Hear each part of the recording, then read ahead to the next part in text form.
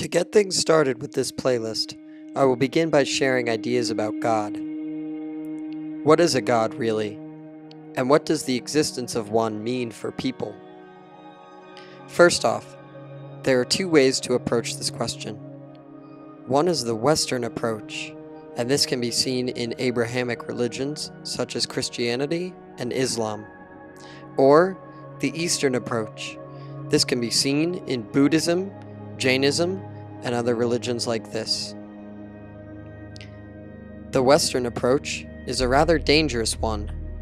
The Western ideas imply that there is a creator of the universe, and he rules over us all, controlling each and every detail about our existence.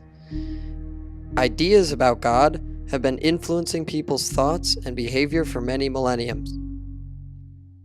Ideas about creationism are still entirely poisonous today. If you fully accept Western religion without question, then my videos are not for you. If you question not only religion, but everything, then my description of the Eastern idea of a God will likely make some sense. The Eastern religions are built on holistic ideas about the world, yourselves, and your surroundings. One of the biggest differences is how the two deal with the question of reality. The Eastern religions establish that we do not experience reality as it is. Not only that, but they admit we cannot by nature of being human. That previous statement is not a philosophy, it is truth. Human beings miss out on an enormous amount of sensory data that can be experienced by other organisms or man-made equipment. We are inherently ignorant to what is really going on in the universe. I will link a TED Talk by David Eagleman to those of you in question of this.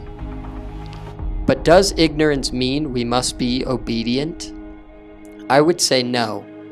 The idea of obedience and following directions is an entirely unnatural thing for humans to be doing.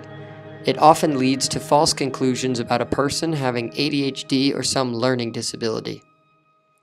The truth of the matter is that we are not meant to be following the directions or instructions of anyone except those who we choose to follow. Sometimes, in the case of young children, they have no choice as they are born with an attachment to his or her parents. The truth that I'm going to tell you is that there is a way to live the life of a God in this life we have, before death. But this way is entirely unavailable to people. They are taught that no such thing exists. But if you knew there were such a thing, would you pursue it honestly and without compromise? In order to have God in the Eastern sense, you must be willing to give up all that you had before with no exceptions. The choice to be made is either yourself or God. You cannot have both. There is no room inside of you for both these things. In order to proceed, you must be willing to abandon the ideas you have about your own existence as an individual. I will completely and honestly say that no such individual exists. You may choose to accept that conclusion or not. I will leave you with a question to ponder until the end of time. If you suddenly became a living God, what would you really be doing? Thank you.